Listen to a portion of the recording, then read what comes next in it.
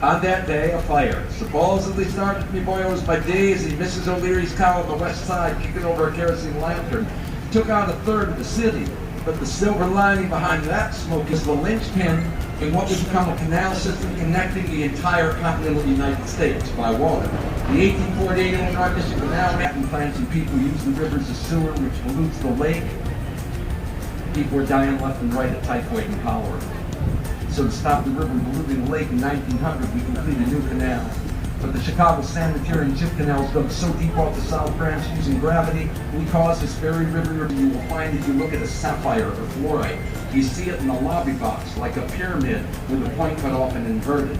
6 different tints of blue, green, and clear glass to evoke the changing colors of the Chicago River water. And block the sun and look toward the highest tower. You're supposed to give every floor a unique view of Chicago. So look at those balconies. No two are alike because they're site-specific. First, Jeannie would find a really cool view, like Millennium balcony over this way, move that one right. Now coming on these bridge, there is a very intriguing building with an almost lost-like wall, so they never use that as a way. Now, this bronze box on our right that says Fidelity structure. Highly articulated structure, no decoration allowed. You had to celebrate the form. If I put decoration on my building, my modernist friends would call me bourgeois. He started the first great empire right there now in 1770. 45 degrees left, beautiful building with cupola, a dome, water tank, but built here for the diamond trade. Now back in 26, you could drive your Model T Ford from Lower Wacker Drive right into your basement, your car lifted by an elevator. You felt very secure. Security was an issue. This was Prohibition time. Alcohol was illegal, but I will tell you a secret, Chicago was never dry. Is the Amaret Plaza, formerly IBM, 1972, and it comes to us from Ludwig Mies van der Rohe, who we call the father of American modernism. Mies was the 3rd director of the famous Bauhaus in Germany where modernism was born. You might have heard his famous phrase, less is more. Now do you see how modernism is a minimalist approach? You have a sense of gravitas, right, of lasting forever. So if you think about it, you'll find that brutal style very popular with civic institutions, public libraries, university campuses. And I myself am now a proud member of a Facebook page called the Brutalism Appreciation Society, and people just post pictures of hideous concrete architecture from all over the world. Right? You can build with wood, you can build with brick. For the Woodbury Hipster brick walls, you go very high, 6 inches of vertical floor, takes up all your space. So when architects went to the internal training here in Chicago, that became known as the Chicago School of Architecture. Who was looking at the largest structure in America prior to completion of the Pentagon? 4 million square feet, so big they had to give it its own postal zip code. Commissioned for $32 million. At what point, it is the confluence of the South Branch of the river left and North Branch right, we approach from the east. We'll get to know the South Branch pretty well since we're going to take the Southern River system to New Orleans this afternoon. They told you that at the ticket booth, right? Good. Okay. Now we're going to art. That's his sculpture there. You know, in our everything at the click of a mouse world, urban planning is the total opposite. Years in the making. 1980, Chicago looked at San Antonio, Texas, doing their river walk. 1990, we began our own urban waterways design project. The bridges we're passing under were inspired by the bridges of Paris, called a Trunnion bascule. The leaf turns on the trunnion pin with counterweight and move it, you can raise it in 2 minutes time. Whereas those double leaves will open at the end of the sailboat season, this one is fixed in place. It was the Carroll Avenue Bridge in Old Rail. When I awoke in Chicago with an epiphany, a prayer to the city on my lips, as I repeated over and over, the river is enough. The river is enough.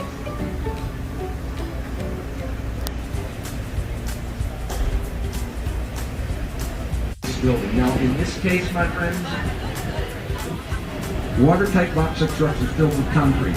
Chicago,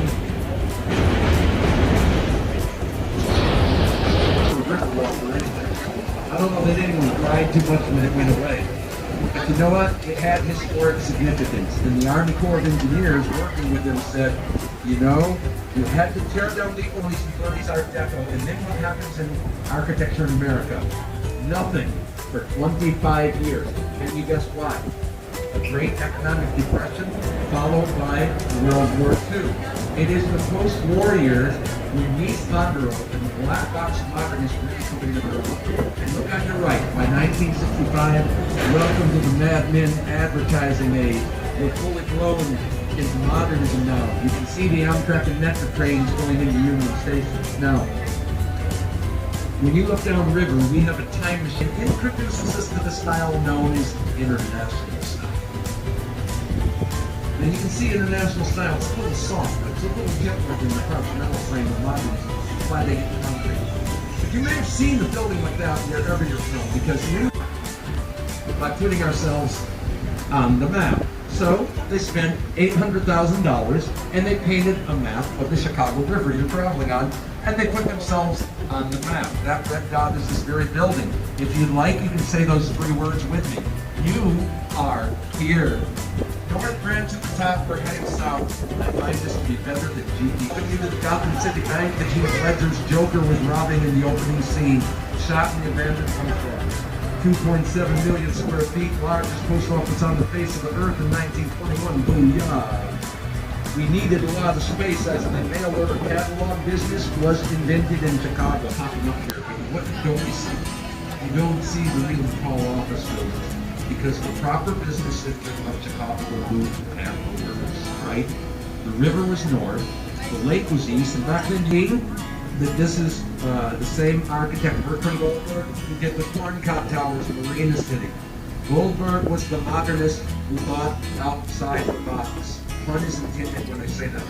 So when his teacher, he's under in his period here, you see, if we were to go a half mile north right now, we're coming to Coburn Street in the Chicago Fire Academy, where firemen get their training. But where do you think they built the Fire Academy, boyo? Don't you know they put it right on top of Patrick and Catherine O'Leary's farm? Now, do you understand the irony here? Fire arts are covered for all crime. So Mrs. O'Leary and Daisy the cow were totally exonerated by official city proclamation. Huzzah for cows, yes friends, what? Chicago was hard cows, Daisy got it. Made everything brand new. Shops, restaurants, boat rides, crystal gardens, skyline stage, and a Ferris wheel. So appropriate as the inventor George Washington Gale Ferris put up the first Ferris wheel during our Columbian Exposition. You know the Ferris wheel? It's probably an answer to the Eiffel Tower, which had premiered at the Paris Exhibition of 1889, so we wanted to use full as Paris. Well, I'm Chicago bound. I'm Chicago bound. They almost burned it down. So I'm Chicago bound. They almost burned it down. We're gonna ride back up, and I'm Chicago bound.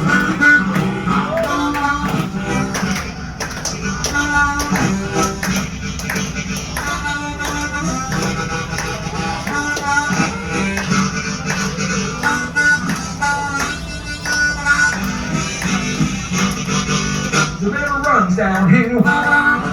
The river runs downhill. The people say I will. The river runs downhill. The river runs downhill. The people say I will. And I'm Chicago bound.